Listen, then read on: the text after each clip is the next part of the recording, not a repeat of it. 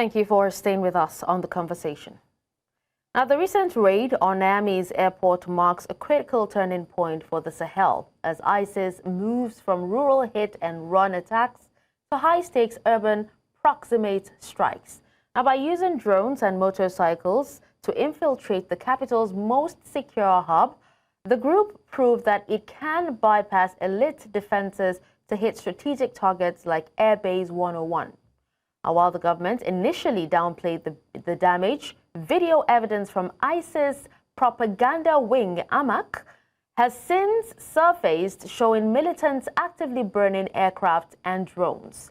Now, this operational leap, coupled with the confirmed presence of Russian Africa Corps, that's the troops fighting alongside Nigerian forces, signals that Niger is now a central battlefield where local insurgencies and global power shifts collide. But beyond the smoke at the airport, the diplomatic fallout is redrawing the map of West Africa because the Nigerian junta's accusation that neighbors like Benin and Côte d'Ivoire sponsored the attack have been met with fierce denials, with Benin dismissing the claims as a desperate distraction from internal security failures. Now, despite these fractured relationships, the U.S. Has maintained a delicate balance by condemning the violence and pledging continued support, even as Niger leans more heavily into its military partnership with Moscow. And this combination of internal political finger-pointing and a new, more aggressive terrorist tactic leaves the region in a fragile state where a lack of regional cooperation may be the militants' greatest advantage. Now, joining us to speak more on this, we have Alexander Van Roggen. He's a global policy analyst in Ontario, Canada. We also have Charles Onunayiju, director of the Center for China Studies in Nigeria, Abuja, and also Charles Weganjo, risk advisor manager, risk advisory manager, Exigent Risk Advisory in Nairobi, Kenya. Thank you so much, gentlemen, for joining us at this time. Thank you. It's a pleasure. So to begin with, Alexander, ISIS described this as a surprise and coordinated assault, in a city like Niamey, which has been under high military alert for years. How did 30 to 40 militants on motorcycles manage to reach the gates of the capital's most sensitive military hub without being intercepted and operating for hours?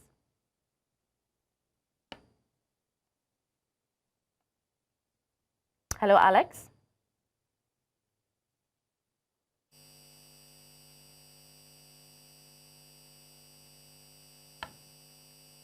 Hello, Alexander. Can you hear me?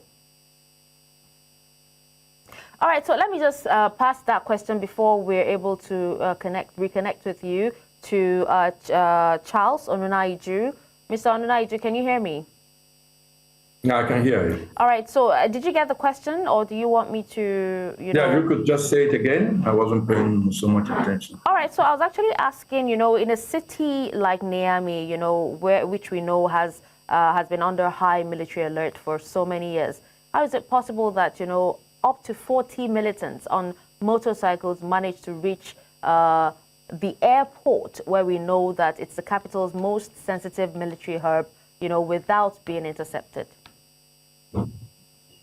Well, these are logistic questions, and the planners obviously had their way.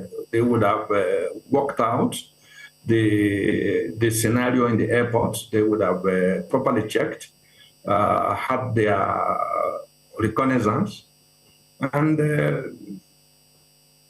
have their way. So it's not completely out of place that things like this happen. If you have people who are determined to get at you, they could find someone within to help. They could find quite some few people within to help. And then the only thing is, what is the outcome of the destiny from the authorities in Niger? Quite a number of them were killed. And the overall objective, which is to disrupt the airport, The airport got back to life in a few hours after that. So having their way in getting to the airport and mounting the attack might be a publicity stunt, but the extent to which it was disruptive of operations and casualties on the government side is marginal. So it is not, the question you asked is right to be posed, how they had their way, but they would have done their reconnaissance and, of course, positioned themselves improperly to do this. And if it is strictly for publicity stunts, it may not matter how much is achieved in their objective. All right. Thank you for that, Mr. Onunaiju. Now let's come back to Alex. I'm told we've been able to reconnect with him. Alex, we've seen conflicting reports. Now, the junta says that 4 soldiers were wounded, yet the Islamic State's Amak video clearly shows several aircraft, on fire. So speak to us what your first thought was when you went through or when you saw the video. And if, as some sources claim, 5 military aircrafts were destroyed, what does this do to Niger's air superiority in the Sahel? This attack was planned, and it had intel from the ground. The base that they attacked was the military base 101, which is internal into Niamey's International Airport. The damage to the main terminal, the passenger terminal, was, from bullet fragments. Like it wasn't targeted. There were 3 hangars destroyed, munitions depot, 5 military aircraft, 1 helicopter, 1 recon plane, and then 3 civilian aircraft, which are repairable. They had bullet holes in the fuselage and that. So who has access to the intel? Now, it's interesting to note in the Islamic propaganda video, the assailants are speaking Hanza and Kanuri, which is a Nigerian dialect in the Lake Chad area. So we have to ask the questions, why are they coming in to do this? Who brought them in from Nigeria? What was their motive? Who stands to gain the most from this attack? Okay. There's speculation from Russian intelligence that the French are behind it. The French have been kicked out of the Sahel by both Mali, Burkina Faso, and Niger. They're trying to reset themselves in Africa. In fact, they're even approaching Anglophone countries such as Nigeria and Kenya. They're having an African summit in May to rekindle their reputation, which is severely tarnished as a colonial power in Africa. There was an attempted assassination on Captain Traoré in Burkina Faso on January 3rd, which has been traced back to Côte d'Ivoire. Also, other attacks on Burkina's border, but they think it might be induced through the Ivory Coast as well. There's a lot of moving parts here right now. Who has the most to gain by destabilizing Niger and the Sahel alliance? Well, you've asked, very, very important questions. You said the attack was internal, who has access, and who brought them into this, and who is to gain, who brought them all the way from Nigeria. Let's find out from Charles Waigenjo. Let's find out from you what your thoughts is about all of this. I would like, first of all, to pick up on the point on the cooperation between Lake Chad jihadist groups and those from the Sahel. This attack shows that, there's some movement in terms of cooperation between the two groups.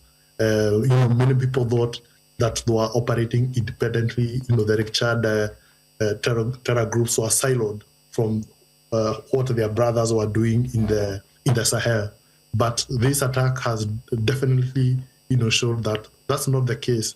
And in fact, some of the tactics that we have been seeing employed by Lake Chad terrorist groups like ISWAP, the use of drones, the guerrilla tactics, use of motorcycles, things like that. It shows that there is a lot of synergy between those groups. And so what, we can no longer think of this terrorist problem as, something that is siloed, that the ISWAP issue in Lake Chad is different from what is happening in the Sahel. There's a lot of cooperation that is going on based on the dialect of the attackers who attacked the airport. But also with regards to the fortification or the supposed fortification of such a sensitive site. Is it surprising? I don't think so, because we have seen not only in Niger, but also in Mali and Burkina Faso, these terrorist groups are able to attack what you would call military outposts, symbolic targeting. So they will attack, for example, a convoy, they will attack a military outpost, out there in the desert. And so the tactics that these jihadist groups employ are not, they're not your usual frontline, there's not the usual frontline kind of tactics that you see with conventional militaries. They're using very, like what you would call hit and run tactics and harassment attacks. And therefore, the usual fortifications that would have worked, for example, to deter a conventional military attack might not work. Because from what we saw from the videos, they came on motorcycles, and with motorcycles, you can easily, hide, in traffic jams and be part of the population. Oh, okay. And so, so sorry to cut you off, but then we need to go on a commercial break. When we come back, we'll definitely continue this. Please stay.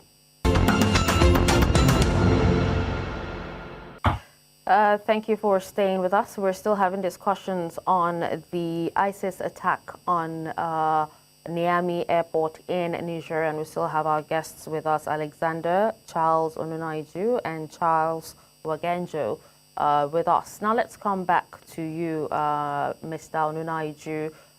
General Chiani said that he has taken the extraordinary step of naming Presidents Macron, Talon, and also Ouattara as the sponsors of this raid, without presenting any physical proof.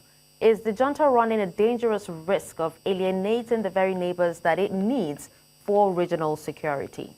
Because if you heard what Charles Wagenjo said earlier, he said there's a lot of cooperation between these terrorist groups across borders. So it's not surprising that some of them actually spoke some of the languages, that's Kanuri and the likes. Well, I think your General Chiani raising issues about prospective or alleged involvement of Benin Republic and Ivory Coast or Côte d'Ivoire, and then France. Of course, like France was axed out of the region for being there for too long and helping to do very little. And it is obvious that France is not going to go away, whether it is directly involved or surreptitiously involved in this. It's hard to tell, but it's not going to go away. And both Republic of Benin and Ivory Coast are one of the most last vestiges of France's influence in the region. They seem to get away, they seem to get along with Paris. And then, of course, Nigeria is a new friend of France in the region. So if Mr. Chiani is pointing fingers at France, and also what appears to be France's close regional friends. That is the political instinct of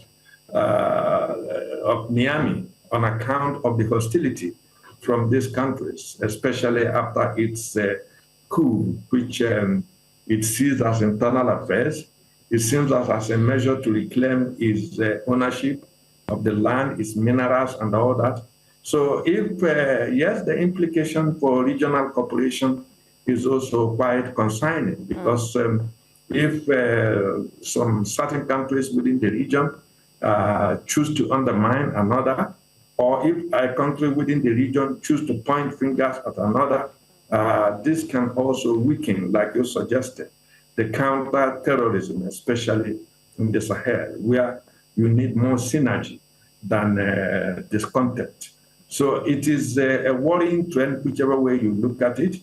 And, but I don't think it will be hard for anybody to believe that France will simply vanish from the region, especially from, like you know, up to this moment, the uranium facility that was expected to be shipped to France before the coup is still lying there in Niamey. It hasn't moved anywhere. So the simmering and lingering animosity between Paris and Niamey may not be unconnected with some of this pressure on the junta in Niamey. And finding African surrogates or regional surrogates, as Mr. Tchiani alleged, may not also be not too far-fetched. But the implication is that the region will not find the necessary synergy to focus on counter-terrorism support. All right, now let's talk about the AES's silence. And this is for you, Alexander, because Niger, Mali, and Burkina Faso are supposed to be a unified confederation. Aside from statements of solidarity, we're yet to see any actual military support from the AES, you know, during and even after the airport battle. Why do you think that is?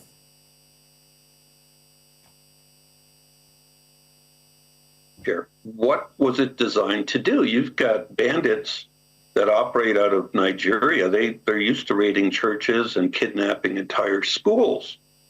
That's for profit. This attack was clearly to destabilize the government in Niger. They left the civilian terminal intact. They attacked the military terminal. They had intel to attack it. Let's look at the dynamics of the countries that they're accusing. Benin. Benin is has a chokehold on Niger because Niger's oil needs to flow through Benin to get loaded on tankers. They get paid a transport fee, but their borders are closed, and it's kind of on again, off again. They're using it to bring down the regime because they're crippling its cash flow. Let's look at Ivory Coast.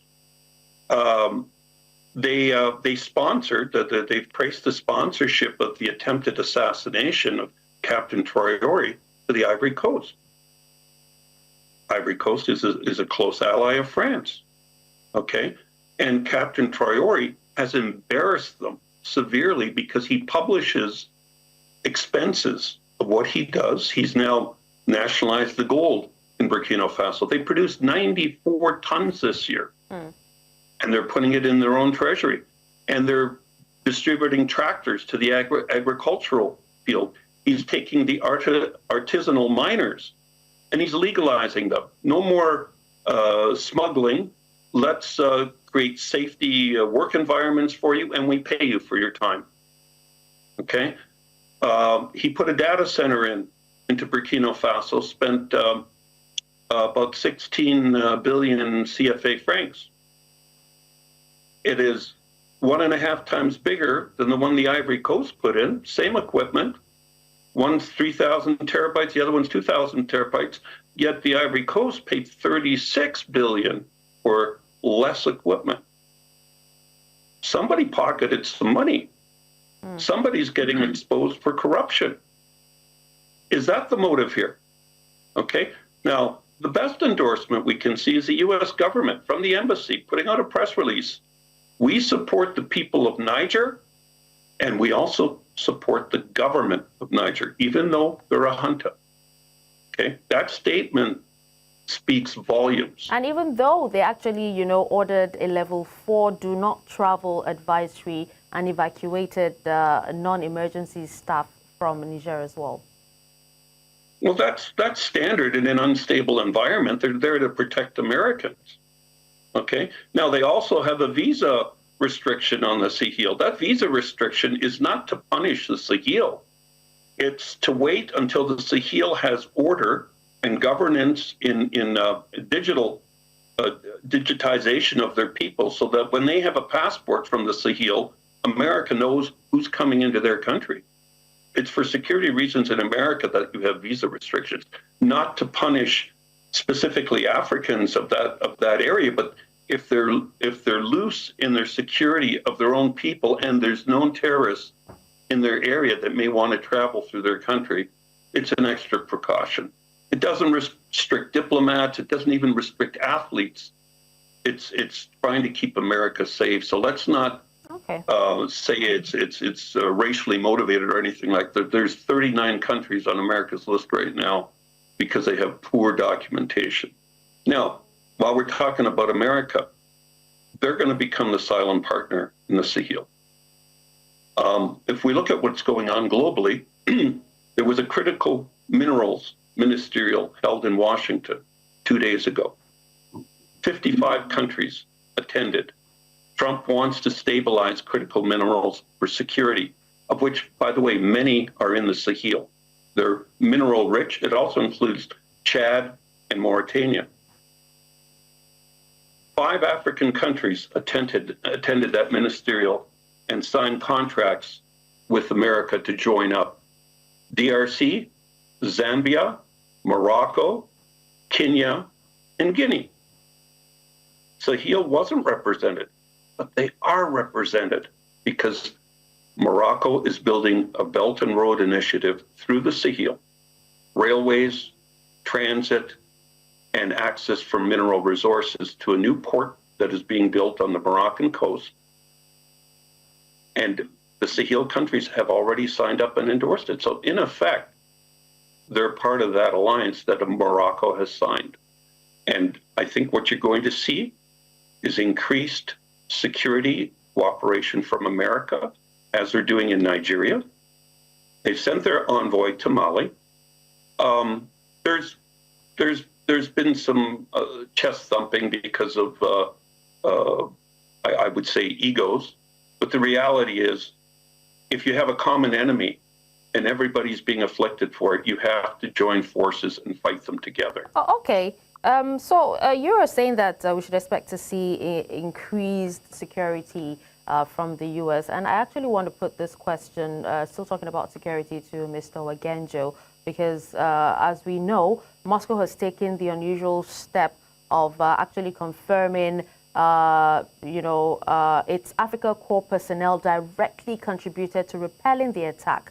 So would like to know if you feel Niger is now a Russian security protectorate, because even General Tiani personally thanks the Russian forces for their professionalism. Yet some reports suggest that Nigerian troops were largely absent from the initial firefight as well. Does this create a dangerous dependency where the local army feels sidelined? This is for you, Mr. Wagenjo.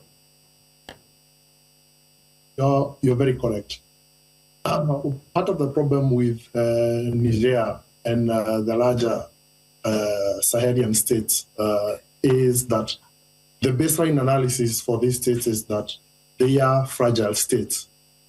And one of the indicators of a fragile state is outsourcing security. So they outsource security, when France was helping them fight terrorism, helping Nigeria, the local troops, take the fight to the enemy. And in replacing their Western partners and replacing them with Russian, before it was Russian mercenaries, now it's the so-called Russia-Africa Corps.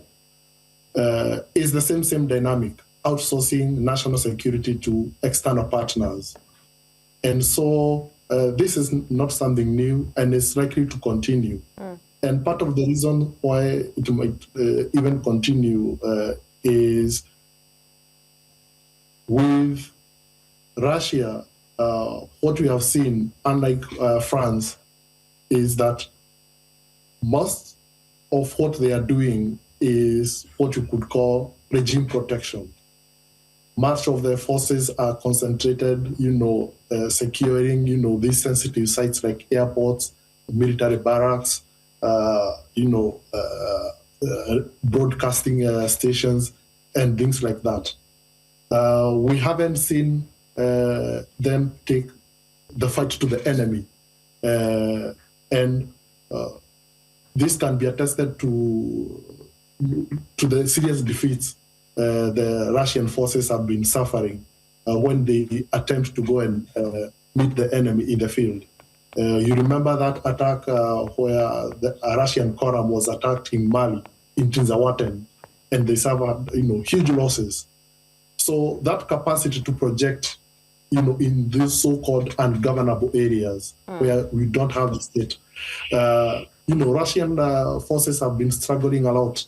And so what they have been consigned to do is regime protection, protect whether it's State House, whether it's, broadcasting stations, whether it's the airport and things like that. And that's why it's not surprising that, a lot of firefight was exchanged between the Russian forces and the jihadists. And another thing that you have mentioned, which is quite important, is that there's evidence to suggest that a lot of firefight didn't occur between the Niger Defense Force, and the terrorists. This can easily be explained away by the fact that when a junta takes power, a lot has to be done to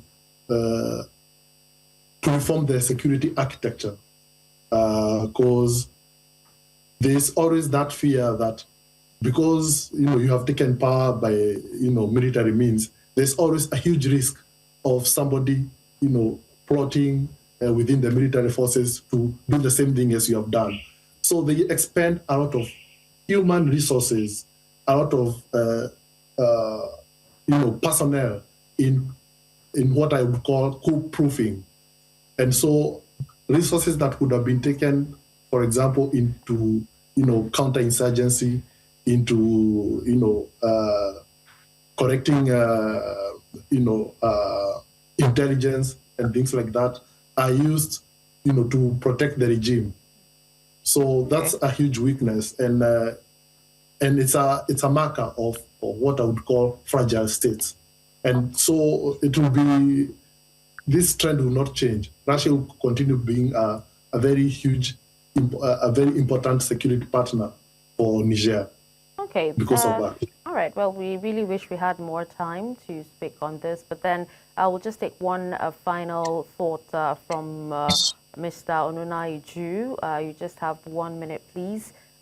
Speak to us because we know that General Chiani has told his neighbors to prepare to hear Niger roar. What do you think? Is he signaling the start of a formal interstate conflict in West Africa? Well, I do not think it's an issue of stirring of conflict in the West African sub-region. As you may know, the region is under intense pressure from conflict, from poverty, jihadism, all manner of antisocial activities. The worst of it is terrorism. And we have seen that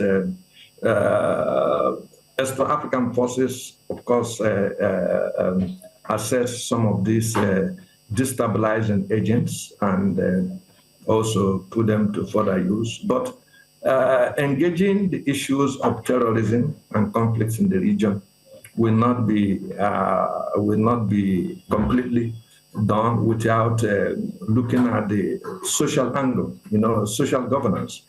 within the region, because most Western-inspired reforms have left a lot more people in poverty, with rising joblessness, which is itself a funnel for personnel into the jihadist camp.